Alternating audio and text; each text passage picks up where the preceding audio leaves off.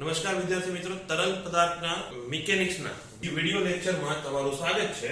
અત્યાર સુધી આપણે શું જોયું કે તરલનું સ્થિત વિજ્ઞાન, એમાં તરલ ગતિ કરતું નહોતું. પછી તરલની ગતિશીલતા આપણે જોઈ હતી, એમાં પછી આપણે તરલનું વહન કરાવવાનું ચાલુ કર્યું. પણ એમાં આપણે કેવું તરલ લેતા હતા? આદર્શ તરલ. આદર્શ તરલ એટલે કેવું કે નંબર 1 કે અસ્નિગ્ધ હોય.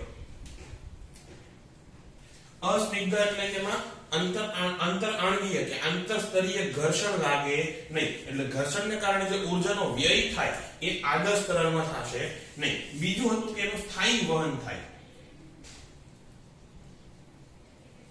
અને ત્રીજું હતું કે એમાં કોઈ પણ પ્રકારના ભ્રમણ ઉત્પન્ન થતા નથી અથવા ઘૂમરી એમાં થતી નથી. આ ત્રણ વહન આપણે જોયા, ત્રણ એના ગુણધર્મો જોયા હતા. હવે આપણે આદર્શ તરલમાંથી થોડું બહાર આવવાનું છે. એકદમ જનરલ તરલ ઉપર નથી જવાનું, પણ આદર્શ તરલમાં જે અસ્નિગ્ધ વાળું જે હતું એને હટાવવાનું છે. જો રિયલ લાઈફમાં કોઈ પણ વસ્તુ આદર્શ હોય તો નહીં. बेटी जिंदगी लूनी टून नहीं है कि जितना प्यारा दिन है उतने प्यारे हम, है ने? तो અહીંયા આદર્શ હશે નહીં તરલ. હવે આપણે એની સ્નિગ્ધતા જોવાની છે કે જો તરલ અસ્નિગ્ધ ન હોય તો કેવું વર્તન કરે એ. પછી નીચેના જે બે છે એ આપણા સિલેબસમાં નથી, એટલે એટલું બધું આપણે જનરલ લેવલ પર નથી જવાનું. એક વસ્તુ ખાલી જોવાની છે કે સ્નિગ્ધતા એટલે શું. તો જે ટેક્સ્ટ બુકમાં જે એક્સપેરિમેન્ટ આપ્યો છે એ જ સમજી લો કે ધારો કે આપણી પાસે કાચની બે પ્લેટ છે, એમાં એની એકની વચ્ચે મૂકો ઓઇલ, બે પ્લેટની વચ્ચે ઓઇલનું ટીપું મૂકો, અને બીજી પાછી એવી જ બે પ્લેટ લઈ લો અને એમાં મૂકો મધનું ટીપું. પછી બંને વચ્ચે ગતિ કરાવવાનું ચાલુ કરો. આ ઉપરની પ્લેટ છે ને આ બાજુ કદાચ થોડો વેગ અપાવો તો શું થશે કે જે ઓઇલનું ટીપું હશે એ પ્લેટમાં વધારે ઘર્ષણ લાગશે નહીં. એ તમે ઈઝીલી તમે એને આગળ લઈ જઈ શકશો. પણ જેમાં મધનું ટીપું હશે એમાં એટલું ઈઝીલી તમે એને આગળ લઈ જઈ શકો નહીં. એટલે એનો મતલબ શું કે મધ જે છે એ ઓઇલ કરતા વધારે સ્નિગ્ધ છે. એટલે જો આને તમે આગળ ધક્કો મરાવો તો શું થશે? અહીંયા આવો કંઈક એનો આકાર થઈ જશે. આ પ્લેટ પણ થોડીક આગળ આવી ગઈ હશે ને, તો અહીંયા કંઈક ખૂણો બનશે થીટા. જો કે થીટા અત્યારે આપણે એટલું ઇમ્પોર્ટન્ટ નથી, ખાલી કહું છું. તો આવો આકાર તમે પહેલા જોયો છે આકાર વિકૃતિ વખતે, આ એવો જ કંઈક આકાર બનશે એવું ધારો. તો અહીંયા જે ઉપરનું જે લેવલ છે, ઉપરનું જે આ સ્તર છે, આ તરલની વાત કરું છું. તરલનું જે સૌથી ઉપરનું સ્તર છે કે જે ઉપરની ગ્લાસ પ્લેટ સાથે ચોટેલું છે, એ શું કરશે? એ પણ v વેગથી ગતિ કરશે. અને જે નીચેનું સ્તર છે એ નીચેની પ્લેટ કેવી છે? સ્થિર છે. તો એ પણ તો તરલ પણ પ્લેટની સાથે જ સ્થિર રહેશે. એટલે શું થશે? તરલના અલગ અલગ આ રીતે સ્તર બની જશે. એમાં બધા જ સ્તરનો વેગ અલગ અલગ હશે. ઉપરના સ્તરનો વેગ સૌથી વધારે રહે, જેમ જેમ નીચે આવતા જાઓ એમ સ્તરનો વેગ શું થશે? ઘટતો જશે. અને નીચેના સ્તરનો વેગ તો લગભગ 0 થઈ જશે. એટલે અહીંયા જો અલગ અલગ સ્તર ઉપર અલગ અલગ વેગ છે, એટલે એક નવી રાશિ આપણે લખવી પડે. એને કહેવાય વેગ પ્રોફાઇલ. વેગ પ્રોફાઇલ એટલે શું કે એકમ અંતરે, ધારો કે આ બે વચ્ચેનું અંતર હોય L, તો એકમ અંતરે બદલાતો વેગ. એટલે અહીંયા શું થશે? કુલ વેગનો ફેરફાર કેટલો? ઉપરથી નીચે જાવ તો v, અને નીચે લંબાઈ કેટલી? l. એટલે આનો વેગ પ્રોફાઇલ કેટલો થાય? v ના છેદમાં l. અને એને આની પર આપણે કંઈક બળ લગાવવું પડશે. બળ શું કામ લગાવવું પડે? જો આને અચળ વેગથી ગતિ કરાવવું હોય. અચળ વેગ એટલે વેગનો ફેરફાર 0. વેગનો ફેરફાર 0 એટલે પ્રવેગ 0. અને જો પ્રવેગ 0 તો કુલ બળ 0 થાય. એનો મતલબ અહીંયા તમે જે કંઈ પણ બળ લગાવ્યું એટલું જ અને વિરુદ્ધ દિશાનું બળ સ્તર લગાવશે. એ જ થશે ને સ્નિગ્ધતા. સ્નિગ્ધતા એટલે શું કે પ્રવાહીનું આંતરસ્તરીય ઘર્ષણ. પ્રવાહીનું આંતરસ્તરીય ઘર્ષણ એટલે આ ઘર્ષણને કારણે, ઘર્ષણ ક્યાં લાગે? હંમેશા ગતિની વિરુદ્ધ દિશામાં જ લાગે. એટલે એટલું જ બળ પાછળની બાજુ લાગતું હશે. તો જો તમારે આને અચળ વેગથી આપણે મેન્ટેન કરી રાખવું હોય તો લાગતું બળ કેવું આવશે? એ સમપ્રમાણમાં હશે. કોને? તો કે પહેલા તો એના ક્ષેત્રફળને, આનું જે કંઈ પણ આ પ્લેટનું ક્ષેત્રફળ હોય એને સમપ્રમાણમાં હશે. અને વેગ પ્રોફાઇલના સમપ્રમાણમાં હશે. એકદમ જનરલ રીતે લખો તો dv/dl લખાય. પછી પાછો આપણે v/l જ લખી નાખશું. અત્યારે એટલું સમજો કે નાના dl જેટલા અંતર માટે વેગમાં કેટલો ફેરફાર થાય? તો કે dv/dl. બાકી અત્યારે આ કેસમાં વેગ પ્રોફાઇલ કેટલું છે? v ના છેદમાં l. અને આ જો આને સમપ્રમાણતાનો અચળાંક મૂકો, સમપ્રમાણતા દૂર કરો તો શું આવશે? f બરાબર eta a અને dv/dl. eta a dv/dl. અને અહીંયા માઈનસ ની નિશાની આવશે. શું કામ માઈનસ? કે વેગ ક્યાં છે? આગળ છે. તો જો આપણે સદિશ રીતે લખીએ તો આવું થાય. તો વેગની દિશા ક્યાં છે? આગળ તરફ. તો બળની દિશા ક્યાં થશે? તો કે વેગની દિશાને વિરુદ્ધ એટલે પાછળ તરફ. એટલે અહીંયા માઈનસ સાઇન આવે, બીજો એનો કંઈ જ મતલબ નથી. એટલે જો તમે એનું મૂલ્ય પ્રમાણે જોવા જાઓ તો F બરાબર આવશે eta a dv by dl. હવે dv by dl ની જગ્યાએ અત્યારે v by l જ મૂકી દઉં છું, કારણ કે આપણે એના એકમને પરિમાણ લખવાના છે. તો પહેલા eta બરાબર શું થશે? eta બરાબર f l ના છેદમાં a v. જો અહીંયા વચ્ચે એક સ્ટેપ સ્કીપ કરી નાખ્યું છે, dv by dl ની જગ્યાએ મેં v by l મૂક્યું છે, અને v by l ક્યાં આવે? છેદમાં. તો છેદનો છેદ અંશમાં, એટલે f l ના છેદમાં a v. હજી આને હું થોડુંક આગળ સાદુરૂપ આપું છું એટલે તમને કંઈક જાણીતું રૂપ દેખાય. તો f ના છેદમાં a છેદમાં v ના છેદમાં l. આવું ક્યાંય જોયું લાગે છે? હે, આકાર વિકૃતિ વખતે જે મોડ્યુલસ ઓફ રિજિડિટી જે કહેવાય એ શું હતો? દ્રઢતાનું અચળાંક. કે એમાં a eta હતો, દ્રઢતાનું અચળાંક એ eta હતો, પણ એમાં શું આવતું હતું કે f by a છેદમાં ડેલ્ટા x by l. આવું હતું. અહીંયા ડેલ્ટા x ની જગ્યાએ v છે, અને v એટલે ડેલ્ટા x ક્યાં આવશે? આ જ આવશે કે નહીં? આટલો ભાગ. આ શું થશે? Delta x. અને જો સમય સાથે ગુણી દઉં, સોરી, સમયથી ભાગી નાખું, ડેલ્ટા x ના છેદમાં t કરી નાખું, તો શું થઈ જાય? વેગ થઈ જાય. એટલે જેટલું એનું સ્થાનાંતર છે એના છેદમાં એનો સમય. એટલે આ ખરેખર આ શું હતું? વિકૃતિ હતી, આકાર વિકૃતિ. તો અહીંયા શું આવશે? આકાર વિકૃતિ દર. આ એમસીક્યુ માટે કહું છું કે eta બરાબર શું થાય? તો આજે f by a જે સ્ટ્રેન હતો એ તો છે છેદમાં ડેલ્ટા x by l ની જગ્યાએ v by l છે, એને આવી રીતે લખો છો ડેલ્ટા x by l, અને અહીંયા t કરી નાખો. તો આ શું થઈ ગયો? વિકૃતિનો દર થઈ ગયો. એટલે અહીંયા થશે આ સ્ટ્રેનના છેદમાં વિકૃતિનો દર, અને એ પણ એ શું થશે? અહીંયા પ્રવાહીની સ્નિગ્ધતા. તો eta નું જો આપણે એકમ અને પરિમાણ લખવા હોય તો એકમ પરિમાણ. ગયા લેક્ચરમાં કીધું હતું કે હવે કોઈ પણ રાશિના એકમ કે પરિમાણ હું હાથે લખીશ નહીં. આ તમારે હાથે બનાવવાના છે. સૂત્ર તમારી પાસે છે. આનો એકમ ન્યૂટન, આ મીટર, આ મીટર સ્ક્વેર અને આ મીટર પ્રતિ સેકન્ડ. એ બધાનો ખીચડી બનાવીને તમે જોઈ લો છો શું એકમ આવે છે. પરિમાણ પણ તમને બનાવતા આવડશે. એક બીજી વાત હું કહી દઉં, એકમમાં આપણે કેમ કહીએ કે ન્યૂટન, સોરી, કિલોગ્રામ મીટર પ્રતિ સેકન્ડ નો વર્ગ, એના બરાબર આપણે ન્યૂટન કહેતા હતા ન્યૂટનના માનમાં. એવી રીતે અહીંયા પણ જે SI એકમ છે એ થશે પોઈસલી. SI એકમ શું થશે? આનો પોઈસલી. એક SI એકમ પોઈસલી કયો આવે? તમારે હાથે બનાવવાનો હતો ને, કિલોગ્રામ મીટર પ્રતિ સેકન્ડ નો વર્ગ. એ તમારે હાથે બનાવવાનો. ખાલી કહી દઉં કે એનો SI એકમ શું થશે? પોઈસલી. અને બીજો એક એકમ આવ્યો પોઈસ. જો આ બંને અલગ અલગ છે, એક જ નથી. પોઈસલી અને પોઈસ બંને અલગ અલગ એકમ છે. અને એક અહીંયા લખું છું, એક પોઈસલી બરાબર 10 પોઈસ. એક પોઈસલી બરાબર 10 પોઈસ. એનો મતલબ આમાં મોટું કોણ ને નાનું કોણ? તો કે પોઈસલી મોટો એકમ છે અને પોઈસ નાનો એકમ છે, જે તમને દેખાતું નથી. એટલે હું પાછું લખું છું, વિડિયોમાં ઉપરથી ક્રોપ થઈ જાય છે. તો ફરીથી એક પોઈસલી બરાબર 10 પોઈસ.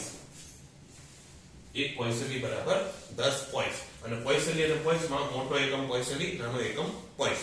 બસ સ્નિગ્ધતામાં આટલું યાદ રાખવાનું છે. દાખલા બહુ ડિટેલમાં નથી જતો. દાખલા તમને ઓલરેડી ટેક્સ્ટબુકમાં જે આપ્યા એના એટલા જ બનશે કે કોઈ હોડી જેવું છે, ઉપરનો વેગ આપેલો હોય, આ અંતર આપેલું હોય, તો સ્નિગ્ધતા શોધવાનું કહે અથવા તમને બળ શોધવાનું કહે. આ જ બધી વસ્તુ આપેલી હશે. તો આ દાખલામાં બહુ આપણે ડિટેલમાં જવું નથી. તો હવે આગળનો ટોપિક છે નળાકાર પાઇપમાં સ્નિગ્ધ તરલનું વહન. આપણે ફરીથી કહી દઉં છું, સ્નિગ્ધ તરલમાં શું જોવાનું કે જે ઘન સપાટીની સાથે અડીને રહેલું જે તરલ હોય એનો વેગ એ ઘન સપાટીના વેગ જેટલો હોય. હવે જ્યારે કોઈ પાઇપમાં તરલ વહેતું હોય ત્યારે પાઇપ તો ગતિ કરવાની નથી. પાઇપ તો તમે હાથમાં પકડીને ઊભા છો ને, તો એનો મતલબ એના કોન્ટેક્ટમાં જે તરલ રહેલું છે અહીંયા અને અહીંયા, એનો વેગ 0. એને ઉપર એકદમ જે નળાકારનો આડછેદ છે. હવે અહીંયા ગ્લાસ પ્લેટ નથી, નળાકારનો એક આડછેદ છે. તો એના જે ટચમાં રહેલું પ્રવાહી હોય કે તરલ હોય એનો વેગ 0. પછી જેમ જેમ તમે નીચે ઉતરતા જાઓ એમ એમ વેગ વધતો જાય આવી રીતે. અને જ્યાં તમે એકદમ સેન્ટરમાં આવો ત્યારે વેગ મહત્તમ હશે, કારણ કે સેન્ટર વાળું જે તરલ છે એ ઉપર પાઇપ બંને પાઇપ થી ઉપર એટલે જે ચારે બાજુ જે પાઇપ હોય એ બધી જ પાઇપ થી કેવું હોય સમાન અંતરે અથવા મહત્તમ અંતરે હોય. હવે પાછા નીચે ઉતરો એટલે આનાથી તો તમે દૂર જાવ છો પાણી તો નજીક આવો છો ને તો અહીંયા પાછો વેગ ઘટતો જશે આવી રીતે અને અહીંયા આવીને પાછો વેગ 0. તો આવી રીતે એનું વહન થાય છે. તો એ વેગનું સૂત્ર શું છે તો વેગનું સૂત્ર આવશે ડેલ્ટા p છેદમાં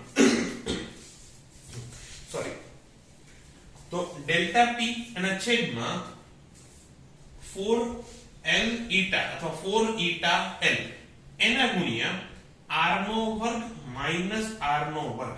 ફરીથી હવે ડેલ્ટા p એટલે શું? ડેલ્ટા p એટલે p1 અને p2 નો તફાવત. જો તરલ અહીંયાથી અહીંયા વહે છે આ બાજુથી લઈને એટલે કે મારી જમણી બાજુથી લઈને મારી ડાબી બાજુ તરફ તરલનું વહન થાય છે એનો મતલબ આ બાજુ દબાણ વધારે હશે આ બાજુ દબાણ ઓછું હશે એટલે ડેલ્ટા p એટલે ખરેખર થશે p1 p2. અને કેપિટલ R² એટલે શું? તો કે જે તમે નળાકાર પાઇપ લીધો છે એની જે કાઈ પણ ત્રિજ્યા હોય એ એટલે r નો વર્ગ માઈનસ સ્મોલ r નો વર્ગ. આ સ્મોલ r શું છે કે ધારો કે તમારે આ બિંદુ આગળ વેગ શોધવો છે તો એનું કેન્દ્રથી કે એની અક્ષથી અંતર કેટલું થાય તો કે સ્મોલ r. તો આ એ અંતર છે કે તમે જે બિંદુએ વેગ શોધો છો એનું અંતર ક્યાંથી? એની અક્ષથી. અને આ બધું અચળ eta એટલે એની સ્નિગ્ધતા, l એટલે પાઇપની લંબાઈ અને 4 એટલે 4 તો બધાને આવડે છે. તો વેગનું સૂત્ર થશે p1 p2 છેદમાં 4l eta r² r². હવે જોઈન કયો તો વેગ ન્યૂનતમ ક્યાં થશે? ન્યૂનતમ ક્યારે થાય? આમાંથી ફરે એવું શું છે? r જ બદલી શકશે ને બાકી બધું તો અચળ છે. તમે અહીંથી ઉપર જાઓ કે નીચે જાઓ તો શું બદલશે? r બદલશે. તો r ની કેટલી કિંમત માટે વેગ ન્યૂનતમ થશે? તો હું r બરાબર કેપિટલ આ લઈ લઉં કે આના હવે ખાસ કિસ્સામાં r બરાબર કેપિટલ R. આવું થાય ત્યારે વેગ કેટલો થશે? મિનિમમ થશે, ન્યૂનતમ. અને કેટલો થશે તો કે p1 p2. ચલો લખવાની જરૂર નથી ડાયરેક્ટ મૂકી દો. r² r² શું થશે? 0 એટલે કે 0. r બરાબર r એટલે શું? મહત્તમ અંતરે ત્રિજ્યા જેટલા અંતરે અને એના કોન્ટેક્ટમાં રહેલું જે તરલ હોય એનો વેગ કેટલો? 0. હવે મહત્તમ ક્યાં થશે તો કે r બરાબર 0 લઈ લો. r બરાબર 0 એટલે ક્યાં? એની અક્ષ ઉપર. અને અહીંયા r બરાબર 0 લઈ લો તો સૂત્ર શું મળશે? સૂત્ર મળશે v maximum એના બરાબર થશે p1 p2 ગુણ્યા r² કેપિટલ R² આ તો ગયો છેદમાં 4l eta. આવું થશે એનું સૂત્ર. પાછો આ કપાઈ ગયું. ચાલો ચલો એ ઉપર લખું છું કે જો r બરાબર 0 લઈ લો તો v maximum થશે બરાબર p1 p2 ગુણ્યા r નો વર્ગ છેદમાં 4l eta. આ થશે મહત્તમ વેગનું સૂત્ર. તો હવે એનો જ આગળનો ભાગ છે નળીમાં વહનનો દર. નળી એટલે કે નળાકાર નળી હશે. તો ફરીથી એકવાર કહી દઉં જો એક કામ કરો આપણે એનો આડછેદ આવી રીતે વિચારો તો અહીંયાથી મહત્તમ વેગ આવતો હશે એટલે સૌથી વધારે તરલ ક્યાંથી આવતો હશે? કેન્દ્રમાંથી. અને જેમ જેમ તમે બહાર જાઓ એમ તરલનો આવવાનો વેગ ઘટતો જાય છે અને અહીંયાથી સૌથી ઓછું અથવા તો 0 તરલ બહાર આવતું હશે. એટલે બહાર તરલ આવતું હશે. હવે તો એકમ સમય નળીમાં વહનનો દર એટલે શું? એકમ સમયમાં વહન થાતું કદ એટલે કે dv ના છેદમાં dt. આના માટે ખરેખર તો શું કરવું પડે કે નાની નાની પટ્ટી વિચારવી પડે. એ આવી આ એક અને આ આવી પટ્ટી. તો આટલી પટ્ટીમાંથી એકમ સમયમાં કેટલું તરલ આવે છે એ ગણવું પડે અને પછી આખાનું સંકલન કરવું પડે. એટલું બધું આપણે કરવું નથી. આપણે શું કરીએ? ડાયરેક્ટ સૂત્ર મૂકો. તો ડાયરેક્ટ સૂત્ર આવું થાય છે ડેલ્ટા p અથવા p1 p2 છેદમાં a ઓલામાં 4 હતું અહીંયા 8 છે 8l eta છેદમાં પાઈ r ની 4 ઘાત. હવે ખરેખર પાઈ r ની 4 ઘાત ઉપર લખવું જોઈએ ને છેદનો છેદ અંશમાં. તો સૂત્ર ખરેખર આવું થવું જોઈએ પાઈ r ની 4 ઘાત ડેલ્ટા p છેદમાં 8l eta. પણ આ છેદના છેદમાં શું કામ લખ્યું? તો હવે જો અત્યારે જો કે તમે ચાલ્યું નથી કે કરંટ ઇલેક્ટ્રિસિટી જે કહેવાય એ આવતા જ વર્ષે આવશે 12માં. પણ 8 નો 10 માં ભણ્યા તો હશો. ઓહમનો નિયમ શું કે I બરાબર v ના છેદમાં r. આવું કહેવાય. ઓહમનો નિયમ ખબર છે હે ને? અને હજી જો સરખી રીતે લખો તો ડેલ્ટા v ના છેદમાં r. કે જો આ તમને વાયર આપ્યો હોય અહીંયા પોટેન્શિયલ v1 અહીંયા વિદ્યુત સ્થિતિમાન v2 તો વિદ્યુત સ્થિતિમાનનો તફાવત લ્યો છો ને તમે ડેલ્ટા v બરાબર v1 v2 એના છેદમાં એનો જે અવરોધ હોય એ એટલે શું મળે તમને I મળતો તો I એટલે પ્રવાહ. પ્રવાહ એટલે શું? એકમ સમયમાં પસાર થતો વિદ્યુત ભાર.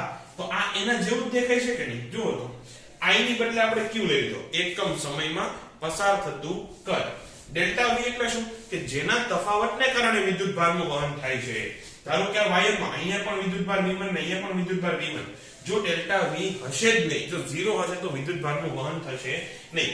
એવી જ રીતે પાઇપમાં અહીંયા ડેલ્ટા p1 ની જગ્યાએ સોરી, તો એવી જ રીતે પાઇપમાં અહીંયા દબાણ p1, અહીંયા પણ દબાણ p1 લઈ લઉં તો આ બે વચ્ચે દબાણનો તફાવત તો 0, તો પછી કોઈ પ્રવાહીનું વહન થશે નહીં. એટલા માટે અહીંયા ડેલ્ટા v નું જે કામ છે એ તરલમાં કોનું કામ છે? ડેલ્ટા p નું. તો પછી આ જે વસ્તુ આપણને મળી એ શું થશે? એ કોને સમતુલ્ય થશે? તો કે પ્રવાહ વિદ્યુતમાં જે તમારો અવરોધ છે એ જ આ થશે.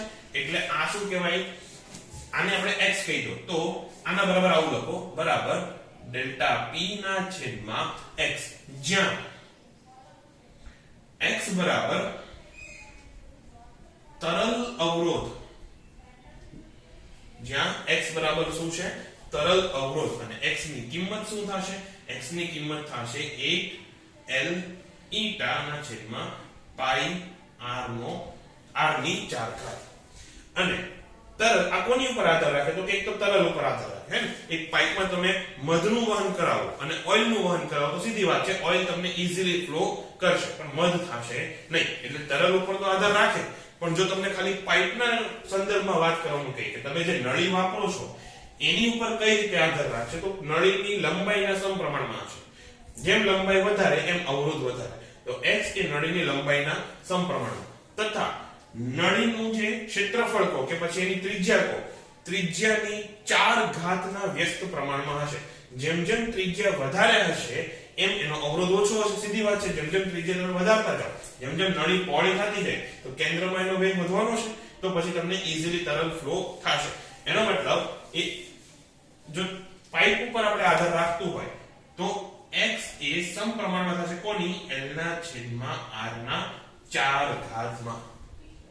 તો આ થઈ ગયું નળીમાં વહનનો દર અને આ એનો તરલ અવરોધ. એક નાનો કોન્સેપ્ટ બીજો છે, અત્યારે સમજી જશો તો આવતા વર્ષે ઘણો કામમાં લાગશે. બાકી અત્યારે નહીં સમજો તો આવતા વર્ષે તો સમજવો જ પડવાનો છે. એ કયો છે? અવરોધનું સમાંતર અને શ્રેણી જોડાણ. તો શોર્ટમાં કહી દઉં છું, આ વસ્તુ લખવાની જરૂર નથી, દાખલો કરાવે છે એટલે આસાનીથી સમજાઈ જશે. તો ધારો કે આ બે પાઇપ છે, એક આ પાઇપ અને બીજો આ પાઇપ, આવી રીતે. તો આનો અવરોધ ધારો કે x1, આનો અવરોધ x2.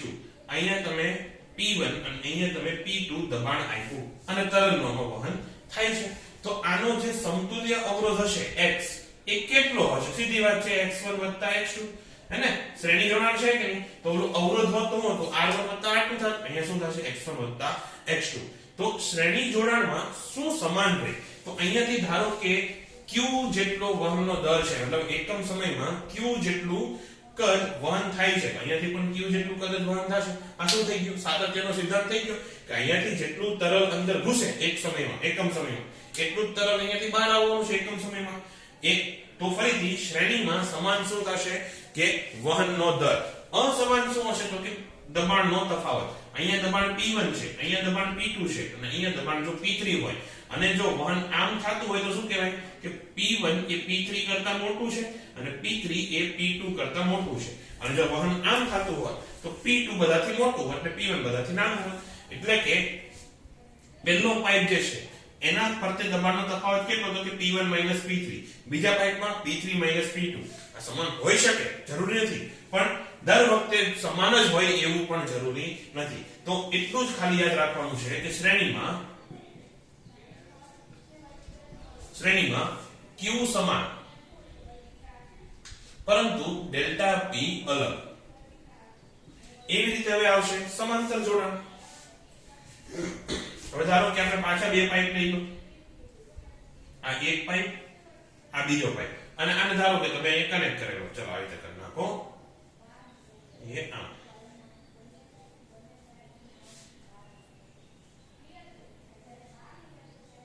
આવી રીતે.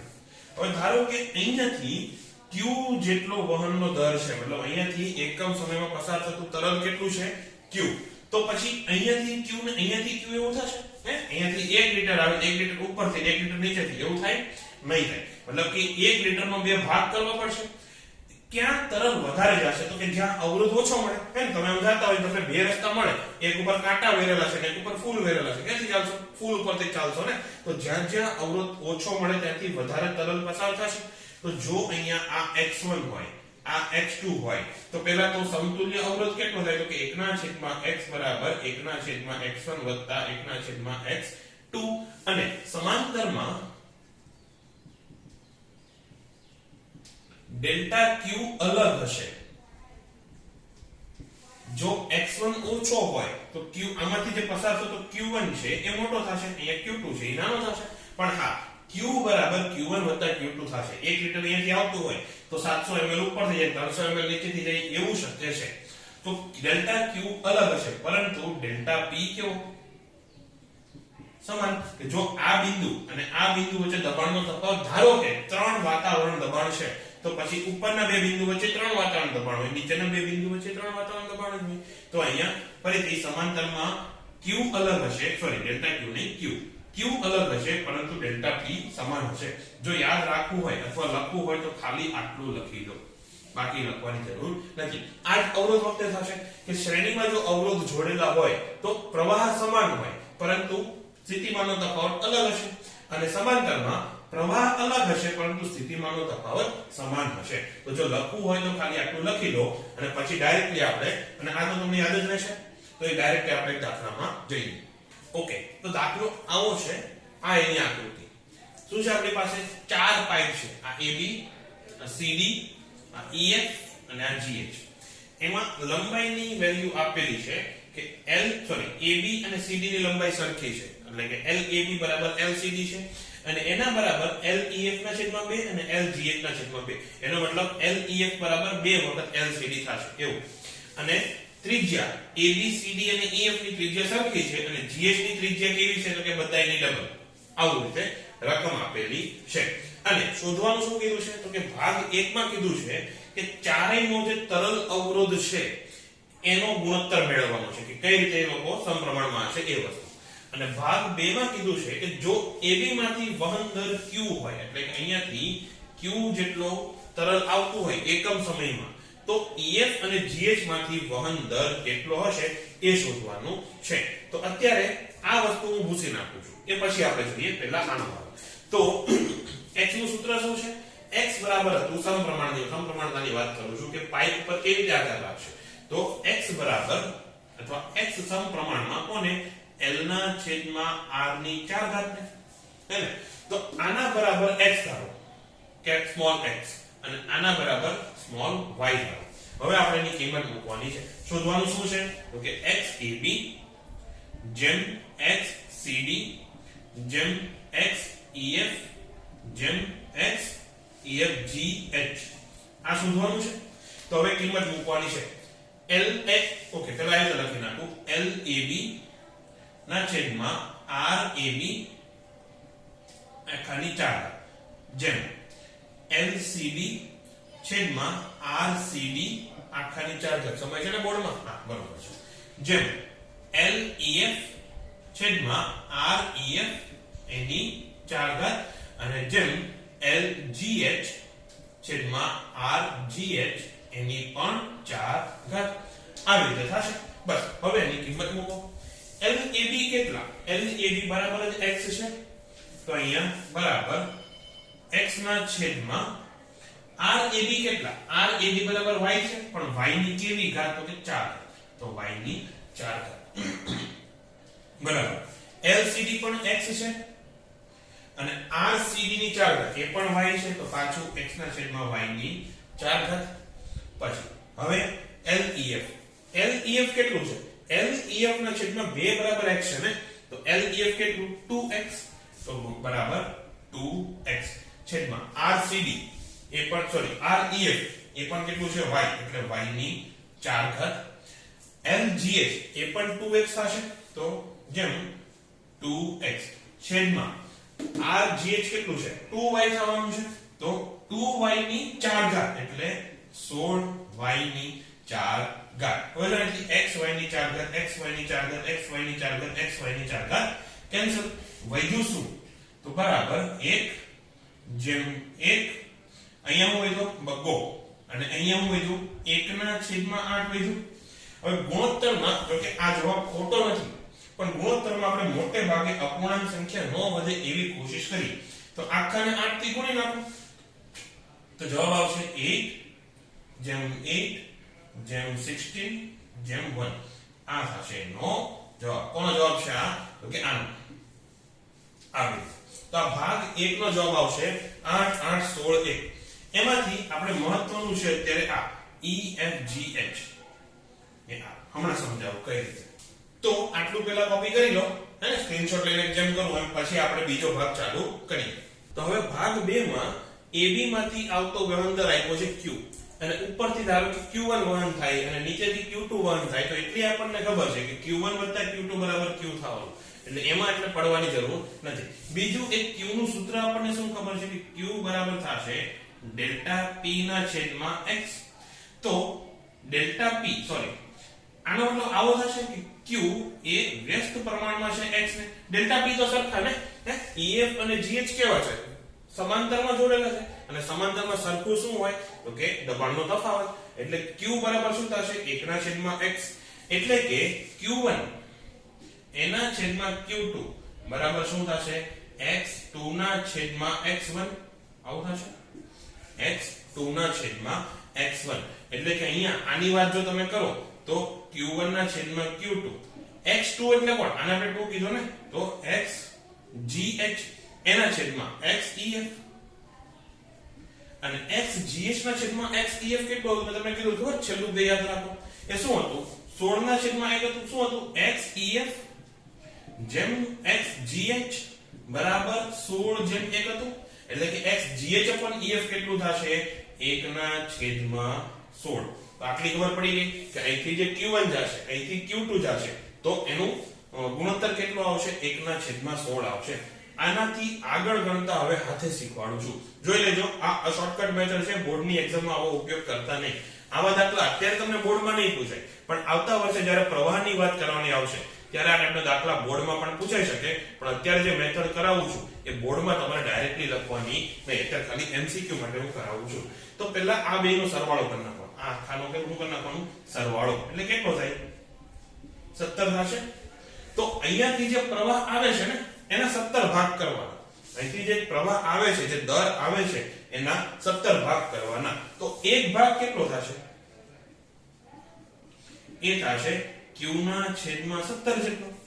એક ભાગ થયો આટલો. હવે અહીંયા આવ્યો, હવે વિચારજો, અહીંયા આવ્યો તમે, તમારી પાસે બે રસ્તા છે. આ બાજુ જાવ તો 16 જેટલો પ્રવાહ અવરોધ મળશે અને આ બાજુ જાવ તો 1 જેટલો અવરોધ મળશે. તો મોટા ભાગનો દર ક્યાં જશે? જેનો અવરોધ 1 હોય ત્યાં ને. તો કેટલો ભાગ જશે? તો કે એનું ઊંધું, કે જ્યાં અવરોધ 1 છે ત્યાં 16 ભાગ જશે અને જ્યાં અવરોધ 16 છે ત્યાં 1 ભાગ જશે. ક્યારે આવું થાય? જ્યારે વ્યસ્ત પ્રમાણમાં હોય તો ક્યાં ગયું? અહીંયા. જ્યારે વ્યસ્ત પ્રમાણમાં હોય તો જ્યાં 1 છે ત્યાં 16 ભાગ જશે અને જ્યાં 16 છે ત્યાં 1 ભાગ જશે. તો એક કોનો છે? EF અને GH માં એક કોનો છે? GH 1 છે. એટલે કે QGH એ કોણ છે? Q2 છે. તો Q2 બરાબર કેટલા આવશે? તો કે આ જે Q/17 છે એનો એક જ ભાગ જશે, એટલે કે Q ના છેદમાં 16 ભાગ જશે, એટલે કે 16 Q ના છેદમાં 17. ફરીથી જ્યાં એક ભાગ છે, જ્યાં અવરોધ 1 છે ત્યાં 16 ભાગ જશે. કોના? જે આપણે 17 ભાગ કર્યા હતા એના. એટલે કે Q2 બરાબર 16 Q ના છેદમાં 17 અને Q1 એનો અવરોધ કેટલો છે? 16. તો ત્યાં કેટલા ભાગ જશે? એક જ ભાગ જશે, એટલે આવશે 1 Q એના છેદમાં 17. તો આ થઈ ગયું EF અને GH માંથી પસાર થતો વહન દર. ખબર છે આમાં ઘણાને સમજ નહીં પડી હોય, એક શોર્ટકટ ડાયરેક્ટ હવે ઉદાહરણ આપીને સમજાવું છું. આ દાખલો અહીંયા પૂરો. ધારો કે આપણી પાસે બે પાઇપ છે AB અને CD. હવે આપણે AB અને CD ની વાત કરીએ. આ બે ની વાત નથી કરતો, બીજી કોઈ AB અને CD છે. આવી આપેલું છે XAB જેમ XCD બરાબર 2:3. એટલે કે X નો અવરોધ 2 છે અને AB નો અવરોધ 2 છે અને CD નો અવરોધ 3 છે.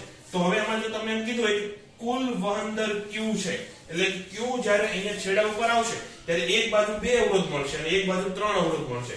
તો ક્યાં વધારે વહન થશે? તો કે જ્યાં અવરોધ ઓછો હશે ત્યાં વધારે વહન થશે, જ્યાં અવરોધ વધારે છે ત્યાં ઓછું વહન થશે. તો હવે આપણે QAB શોધવું છે. તો મેં શું કીધું, આનો પહેલા સરવાળો કરવાનો. તો એક ભાગ કેટલો થશે? અહીંયા લખું છું, એક ભાગ કેટલો થશે? કુલ કેટલો વહન દર આવ્યો Q, એના કેટલા ભાગ કરવાના? તો કે 5. તો આ થઈ ગયો એક ભાગ. હવે જ્યાં અવરોધ 2 હોય ત્યાં કેટલા ભાગ આપવાના? 3 ભાગ. વધારે ભાગ ત્યાંથી પસાર થશે ને. તો જ્યાં અવરોધ 2 હોય ત્યાં 3 ભાગ અને જ્યાં અવરોધ 3 હોય ત્યાં 2 ભાગ. એટલે કે AB બરાબર આવશે 3Q/5 અને CD બરાબર આવશે 2Q/5 અને આ બેનો સરવાળો કરો. જો તો Q આવી જાય છે, આવી જશે. એટલે કે જે કુલ અવરોધ આવે છે ઉપરથી Q અને નીચેથી Q જતો તો બેનો સરવાળો કેટલો થાય? Q થાય. અને આ જ છે સાતત્યનો સિદ્ધાંત. તો હવે આશા રાખો કે આ ટાઈપના દાખલા સોલ્વ કરતા આવડશે. ઓકે, તો તરલનું વહન જોયું. હવે તરલને આપણે પાછું સ્થિર કરી દો. હવે તરલની અંદર આપણે કોઈ ઘન પદાર્થને ગતિ કરાવવાની છે તો એને કહેવાય તરલની અંદર ઘર્ષણ. કે તરલની અંદર જો કોઈ પદાર્થ ગતિ કરતો હોય, ઘન કે કોઈ પણ પદાર્થ, ધારો કે હવાની અંદર પ્રવાહી ગતિ કરે તો પણ એ તરલની અંદર ઘર્ષણ કહેવાશે. તો કોઈ પણ તરલની અંદર અન્ય તરલ ગતિ કરતું હોય તો એ 3 વસ્તુ ઉપર આધાર રાખશે. એની ઉપર પણ એક બળ લાગશે, તરલની અંદર પણ ઘર્ષણ લાગશે. એને કહેવાય સ્નિગ્ધતા બળ. અને એ 3 વસ્તુ ઉપર આધાર રાખશે, 1, 2 અને 3. પણ 1, 2 અને 3 કોણ? તો પહેલું છે સ્નિગ્ધતા. સીધી વાત છે. સ્નિગ્ધતા બળ હોય તો સ્નિગ્ધતા ઉપર તો આધાર રાખવાનો જ છે. પછી બીજું છે પદાર્થનો વેગ.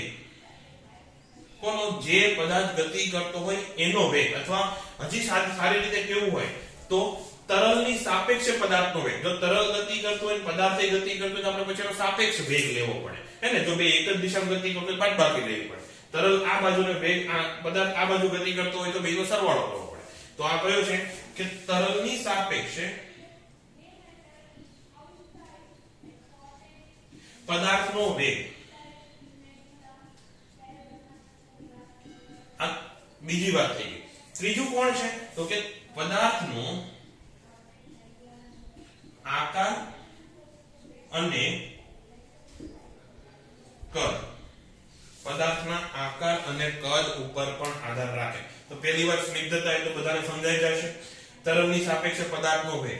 જેમ જેમ વેગ વધારે હશે એમ એમ ઘર્ષણ બળ પણ વધારે લાગશે. અહીંયા જે સ્નિગ્ધતા બળ લાગે છે F એ V ના સમપ્રમાણમાં હશે. એટલે એના વેગ ઉપર આધારિત હશે. અને પદાર્થનો આકાર અને કદ. ધારો કે તમે કદ સરખું રાખો પણ આકાર અલગ અલગ રાખો. ધારો કે આ ગોળો છે, એ ગોળાની બદલે એકદમ ત્રિકોણ આકારનો સેમ કદનો પણ ત્રિકોણ આકારનો પદાર્થ લઈ લો તો આની ઉપર ઘર્ષણ બળ ઓછું લાગશે આની સાપેક્ષે. હે ને? તો કદ સરખું હોય તો પણ આકાર ઉપર આધાર રાખશે અને આકાર સરખા હોય, એક નાનો ગોળો લીધો એક મોટો ગોળો લીધો તો સીધી વાત છે મોટા ગોળા ઉપર વધારે ઘર્ષણ લાગશે નાના ગોળાની સાપેક્ષે. તો એ પદાર્થનો આકાર અને કદ ઉપર પણ આધાર રાખે છે. એક એક્સ્ટ્રા હોમવર્ક આપું છું, તમારે નોટબુકમાં ક્યાં નથી લખવાનું. જેને ખરેખર ભણવાની ઈચ્છા હોય એને રફ બુકમાં લખીને મને WhatsApp કરવાનું છે. કઈ રીતે? તો આપણે આ વસ્તુ શોધીએ. શું છે આ? ઘર્ષણ બળ જ છે ને. એટલે કે બળ એ સમપ્રમાણમાં છે. કોને કોને? તો એક તો કે સ્નિગ્ધતા એટલે કે ઈટા, એની ધારો કે a ઘાત. પછી છે તરલનો વેગ એટલે કે v, એની b ઘાત. અને આકાર અને કદ એના માટે તમે લઈ લો ત્રિજ્યા અને એની c ઘાત. તો પછી તમારે a, b અને c શોધીને કહેવાનું છે. આ શું થઈ ગયું? આપણે જે એકમ પરિમાણ વાળી વાત કરી હતી ને એમાં આવું કંઈક આવતું હતું. તો બળના પરિમાણ લખો, ઈટાના પરિમાણ લખો, v ના પરિમાણ લખો અને r ના પરિમાણ લખો.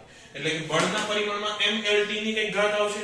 એ રીતે આમાં mLT ની ઘાત આવશે a, b અને c ના રૂપમાં.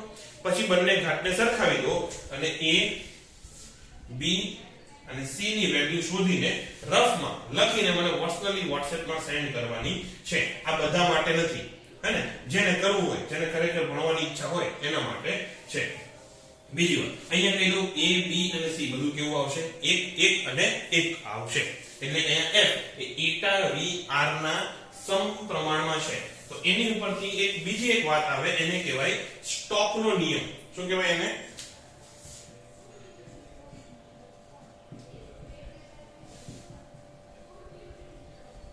સ્ટોકનો નિયમ. એ શું કે એક ખાલી અને ખાલી ગોળાકાર વસ્તુ માટે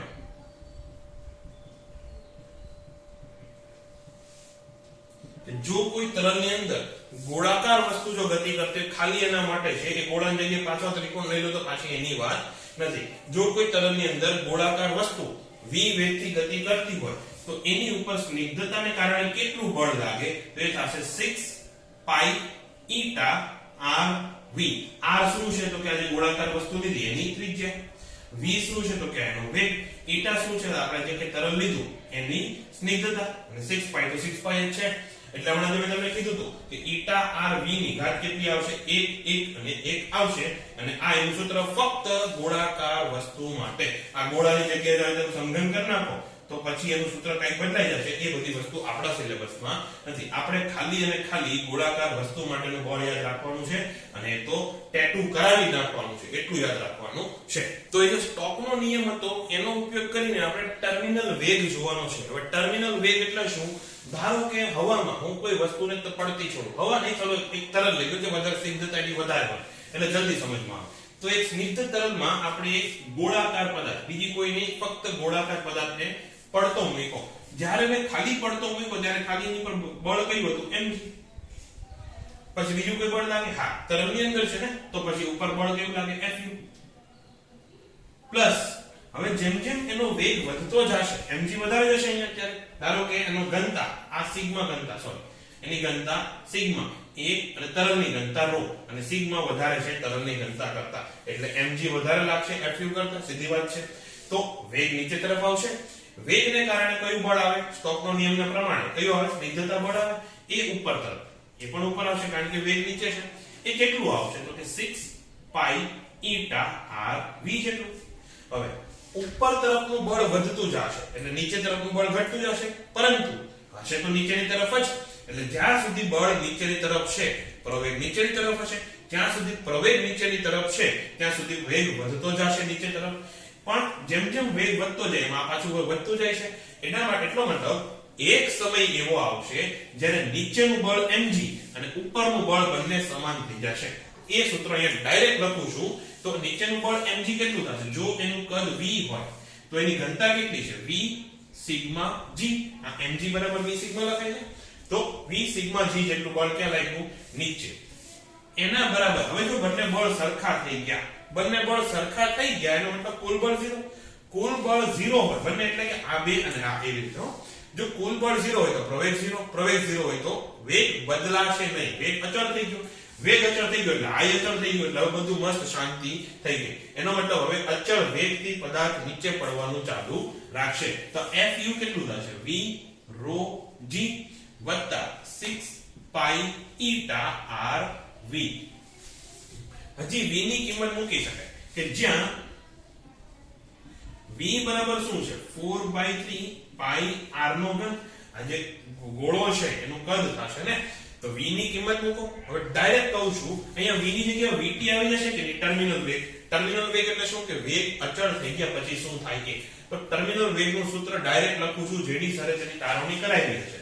તો vt બરાબર આવશે 2/9, પછી અહીંયા rg ના છેદમાં સોરી r2g ના છેદમાં ઈટા, અને અહીંયા મોટી ઘનતામાંથી નાની ઘનતા બાદ કરવાની. તો જનરલી તમને સિગ્મા માઈનસ ρ આપ્યું હશે, પણ આપણે શું કહેવાનું?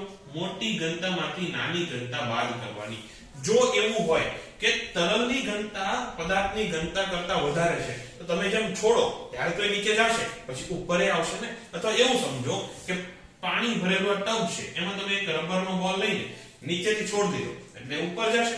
ઉપર જતા જતા અહીંયા સુધી ધારો કે એનો વેગ વધે, પણ એક સમય પછી એ વેગ પણ અચળ થઈ જશે. તો ટર્મિનલ વેગ દર વખતે નીચે જ હોય એવું જરૂરી નથી. ઉપર જાતી વસ્તુમાં પણ ટર્મિનલ વેગ લાગે. ત્યારે પદાર્થ ઉપર જતો હોય ત્યારે ખરેખર અહીંયા ρ માઈનસ સિગ્મા લખવાનું થશે.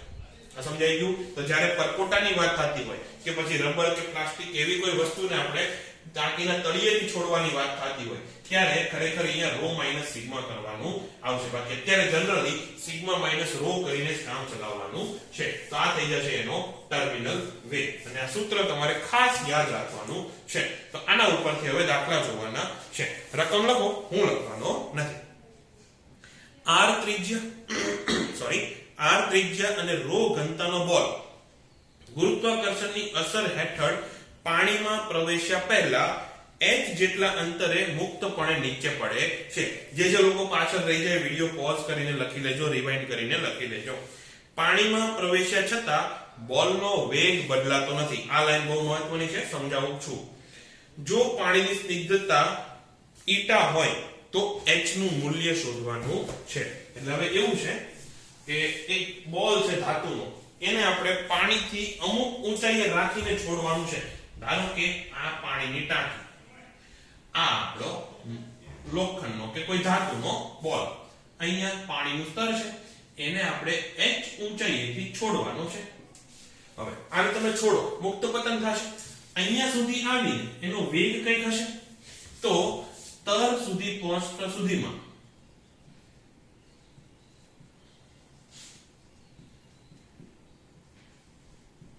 સ્તર સુધી પહોંચે ત્યારે એવું રાખો. તો સ્તર સુધી પહોંચે ત્યારે એનો વેગ કેટલો હશે? અહીંયા u તો 0, તો અહીંયા v કઈક આવશે અને v કેટલો આવશે? ડાયરેક્ટ લખું છું વર્ગમૂળમાં 2gh જેટલો. બધાને ખબર છે કેવી રીતે આવે? d2 - u2 = 2ah. તો એ અહીંયાથી વર્ગમૂળમાં 2gh આવશે. હવે આટલા વેગથી એ તરલમાં પ્રવેશે છે. પછી મેં કઈ મહત્વની લાઈન કીધી કે તરલમાં પ્રવેશ્યા પછી પણ એનો વેગ બદલાતો નથી. એનો મતલબ અંદર પ્રવેશ્યા પછી અચળ વેગથી નીચે ગતિ કરવાનું ચાલુ રાખે. એટલે કે આ વેગ જે હતો એ ઓલરેડી એનો ટર્મિનલ વેગ જ હતો, હે ને? એટલે તો અચળ રહ્યો. તો વેગ બદલાતો નથી. વેગ તરલમાં બદલાતો નથી, માટે vt બરાબર જ v થવાનું. કે જે ટર્મિનલ વેગ હતો એ જ આ થવાનું. કેટલો? √2gh. અને પાણીની શ્યાનતા અથવા સ્નિગ્ધતા ઈટા આપેલી છે. તો જો શ્યાનતા ઈટા હોય તો પછી h નું મૂલ્ય શોધવાનું છે. તો vt નું સૂત્ર શું છે? તો વર્ગમૂળમાં 2gh બરાબર vt નું સૂત્ર શું હતું? 2/9 ગુણ્યા r2g ના છેદમાં ઈટા ગુણ્યા સિગ્મા માઈનસ રો. ધાતુ છે ને, ધાતુ છે તો નીચે તરફનું બળ વધારે છે, એનો મતલબ કે સિગ્મા વધારે છે, ધાતુની ઘનતા વધારે છે. સીધી વાત છે. તો બસ h શોધવાનું છે, આખાનો વર્ગ કરવો પડશે. તો 2gh એના બરાબર થશે 4/81.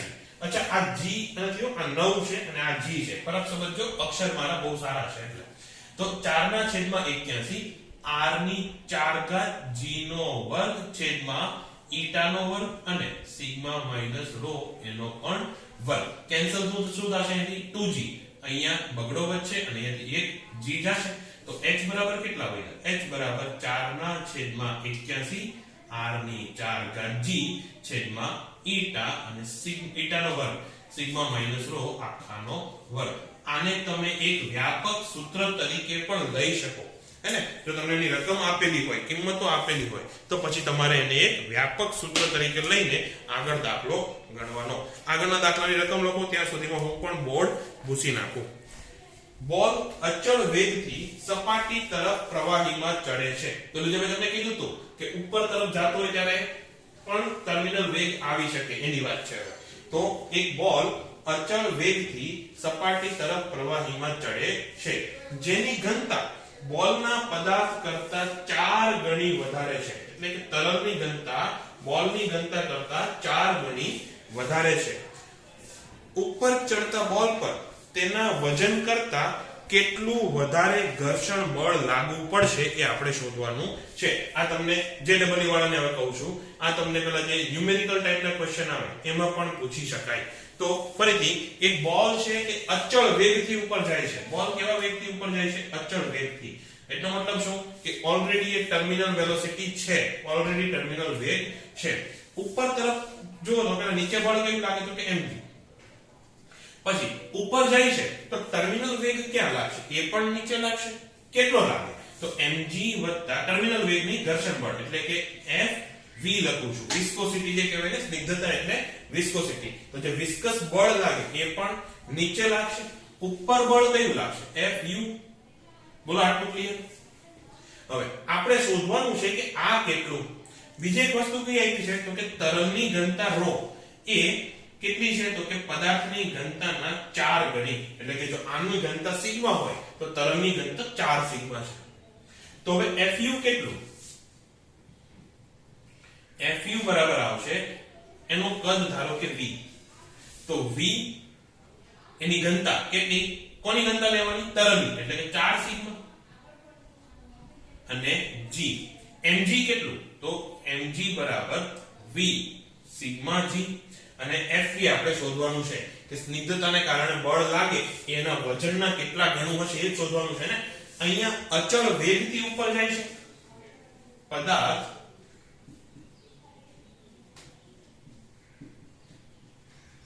અચળ વેગથી ગતિ કરે છે. પદાર્થ જો અચળ વેગથી ગતિ કરતો હોય એનો મતલબ Fu બરાબર થશે mg Fv. તો Fv બરાબર થશે Fu mg. તો Fu ની કિંમત મૂકો, mg ની કિંમત મૂકો. હું ડાયરેક્ટ કરું છું 4v sigma g v sigma g બરાબર કેટલું થશે? 3v sigma g. એનો મતલબ 3 વખત mg આવું થશે ને. તો જે સ્નિગ્ધતાને કારણે બળ લાગે એ કેટલું લાગવાનું? 3 ગણું બળ લાગવાનું. એટલે કે આ તમારા ઇન્ટિજર ટાઈપના જે ક્વેશ્ચન આવે એ શું આવશે? 3 આવશે. તો હવે આજનો છેલ્લો દાખલો, પણ એનો મતલબ એવો નહીં આની પછી લેક્ચર પૂરો. નાની એવી થિયરી કરાવીને પછી લેક્ચર પૂરો. દાખલો છેલ્લો. તો દાખલાની રકમ લખો. બે સમાન ટીપાનો ટર્મિનલ વેગ v છે. એટલે ધારો કે એને આપણે v1 કહીએ તો કે v1 બરાબર v. બે સમાન ટીપાનો ટર્મિનલ વેગ v છે. v1 ની અહીંયા vs રાખો. શું કામ s રાખ્યું પછી સમજાવો. તો બે સમાન ટીપાનો ટર્મિનલ વેગ v છે. જો આ બંને ટીપા મળીને એક મોટું ટીપું બનાવે તો તેનો ટર્મિનલ વેગ કેટલો હશે? હવે જો અહીંયા ટીપું એટલે પ્રવાહી છે. પ્રવાહી વાયુમાં ગતિ કરે છે તો પણ એમાં ટર્મિનલ વેગ વાળો કોન્સેપ્ટ લગાવી શકાશે. તો આપણે vl શોધવાનું છે. જો vs એટલે s એટલે સ્મોલ, એટલે કે નાના ટીપાનો ટર્મિનલ વેગ v, મોટું ટીપું એટલે લાર્જ ટીપાનો ટર્મિનલ વેગ આપણે શોધવાનો છે. આ વસ્તુની આપણે ચર્ચા ચાલુ કરીએ એની પહેલા એક જનરલ ડિસ્કશન મારે કરવું છે અને આનો ઉપયોગ તમે આગળ પણ ઘણી બધી રીતે કરી શકવાના છો. તો ધારો કે n નાના ટીપા, આ અલગથી લખજો, આ દાખલાનો ભાગ નથી. n નાના સમાન ટીપા અથવા ગેળાની ગોળા માંથી એક મોટો ગોળો બનાવવામાં આવે.